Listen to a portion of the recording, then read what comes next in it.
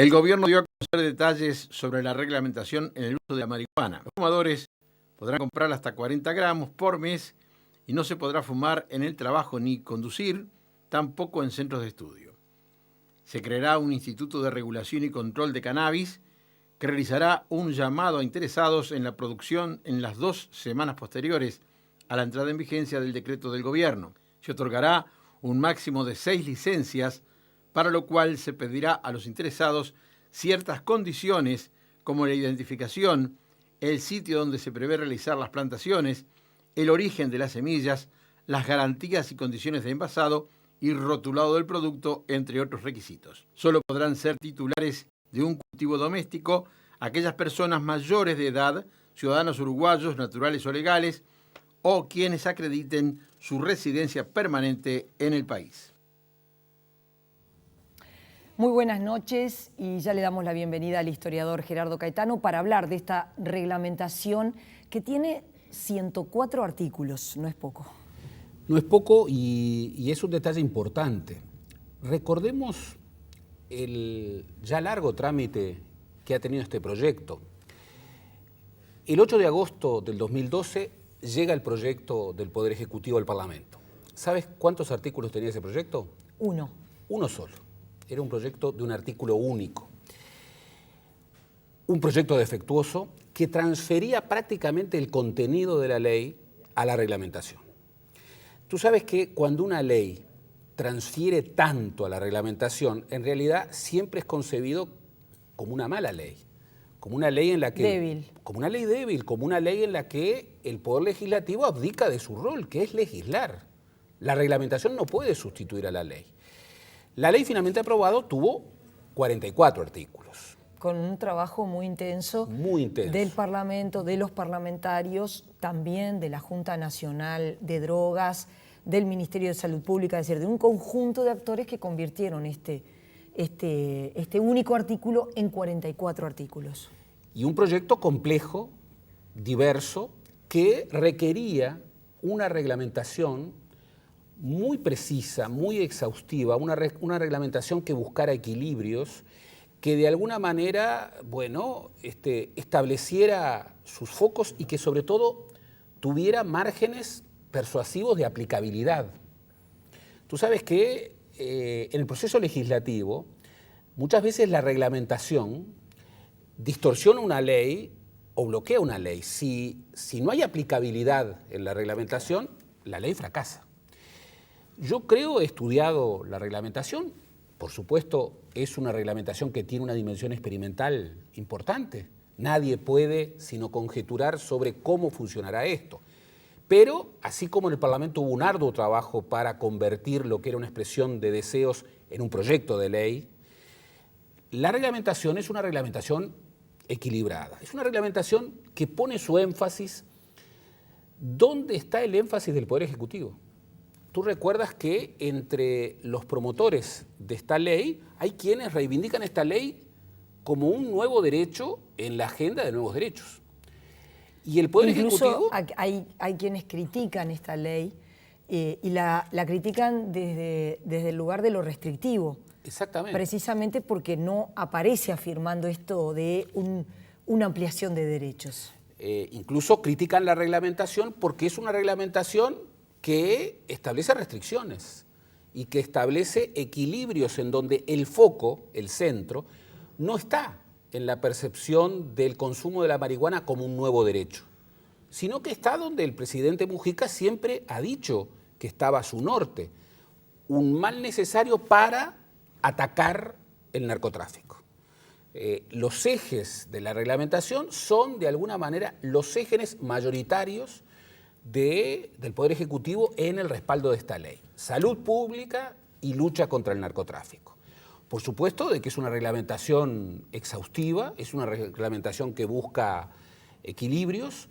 Se la ha criticado, por ejemplo, en el sentido de que restringe las pautas de consumo, pero el director nacional de drogas ha sido muy claro. Esta no es una ley que busque promover el consumo, por el contrario, es una ley que busca habilitar un consumo precisamente para luchar contra ese mercado ilegal del narcotráfico que, digámoslo con claridad, es uno de los desafíos más grandes que tiene este país en múltiples términos, no solamente en términos de salud pública, sino en términos de inseguridad. Incluso hasta para el tránsito se van a incorporar dispositivos que controlen si una persona consumió o no consumió, lo cual no es poca cosa, ¿no? Porque hasta ahora no se podía hacer. No, es una reglamentación compleja que de alguna manera perfila los desafíos. Cómo se accede, quiénes pueden acceder, el precio de venta, el número de plantas que se pueden autocultivar en un hogar, la calidad que debe tener, incluso para facilitar la trazabilidad de la venta de este tipo de marihuana. De alguna manera, los controles, se crea un instituto. Hay un gran desafío para el ejercicio de una función absolutamente novedosa en la que el Estado está experimentando. Y como ha dicho el presidente, y como de alguna manera la opinión pública espera, es una ley experimental. Se verá si funciona o no funciona. Gerardo, cambiamos de tema para hablar de las internas partidarias. En este caso vamos a poner el foco en la interna del Partido Socialista. Vamos a ver el siguiente informe. La departamental de Montevideo del Partido Socialista realizó su convención y más de 800 delegados votaron y desplazaron a todos los actuales diputados. La disputa interna indica que a nivel nacional la corriente predominante es la renovadora, mientras que a nivel de Montevideo hay paridad entre los llamados garganistas, que adhieren al pensamiento del ex canciller y senador Reinaldo Gargano, y los llamados renovadores. En octubre, la lista de diputados por Montevideo será completamente nueva. Hoy, el Partido Socialista tiene 4 bancas en la Cámara Baja. El orden de la nueva lista de Montevideo tiene en sus primeros 4 lugares a quienes ganaron la interna. Ellos son Gonzalo Sibila, seguido de Gabriela Barreiro, Roberto Chiazaro y Rosa Quintana. Recién en el 5º lugar aparece Gustavo Bernini, seguido de María Elena Laurnaga, Julio Bango y Gloria Benítez. Y allí estaba entonces esta reunión que se realizó el pasado sábado de la departamental de Montevideo del Partido Socialista. Lo primero es hacer la historia completa. Es una historia con 2 partes. Solamente estamos viendo una. Hay una primera parte que es lo que ocurrió hace un mes cuando se reúne el Congreso del Partido Socialista y define la lista al Senado. Allí hay una victoria arrasadora que se expresa en la lista finalmente triunfante de un sector, el sector de los llamados renovadores o moderados, con algunas marginaciones muy fuertes. Nada menos que el actual senador Roberto Conde, durante la mayor parte de este gobierno vicecanciller, quedó en el lugar 11º.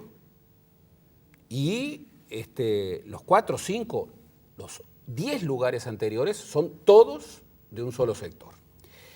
Ahora está la segunda parte, que es la reunión de la Convención Departamental de Montevideo del Partido Socialista, en donde el otro núcleo, al cual se le llama, son nomenclaturas que unos y otros afirman o rechazan, el sector ortodoxo o el sector garganista, que se toma la revancha y preserva los 4 primeros lugares de la lista a sus figuras representativas en Montevideo. ¿Esto qué es lo que revela? Y revela que la práctica de las planchas fue obedecida, hubo un disciplinamiento muy fuerte de los electores. Esta es una vieja tradición en el Partido Socialista, que se vota por planchas, pero siempre... Quiere decir entonces que a nivel de senadores quedó, por decirlo como decíamos, el ala renovadora, y a nivel de diputados quedó lo que se llamaría los garganistas, aquellos que han respondido históricamente a los pronunciamientos del extinto canciller. La nomenclatura es compleja, pero también sí, porque en el seguramente Senado... que yo soy garganista y Bien, renovador y bueno. A los efectos, renovadores y ortodoxos, tomemos eso. También podríamos decir los más tabarecistas, la lista al Senado, y aquellos que quieren un giro a la izquierda, la lista de diputados por Montevideo. ¿Por qué decimos que la práctica de planchas en este sentido incorporó a la mayoría de los votantes? Porque siempre ha habido planchas, pero los electores de alguna manera intercambian, negocian, ponen a gente que no está en ninguna plancha. Aquí lo que hubo fue que los electores, tanto en el Congreso como en la Convención Departamental de Montevideo, votaron por plancha. ¿Esto qué es lo que expresa? Un partido dividido. Un partido dividido políticamente, estratégicamente. Gonzalo Sibila, el primer candidato a diputado por Montevideo, lo estableció. No se quiere un acuerdo con el Frente Liber Seregni. Lo dijo también, hoy en una entrevista en La Diaria. Pero también es lo que expresa un desafío, una diferencia ideológica que el Partido Socialista porta desde hace mucho tiempo. ¿Cuánto afectará esto al Partido Socialista en las próximas elecciones? Sin duda que bastante. Gracias, Gerardo. La seguimos. Nosotros los invitamos a seguir con más InfoTNU.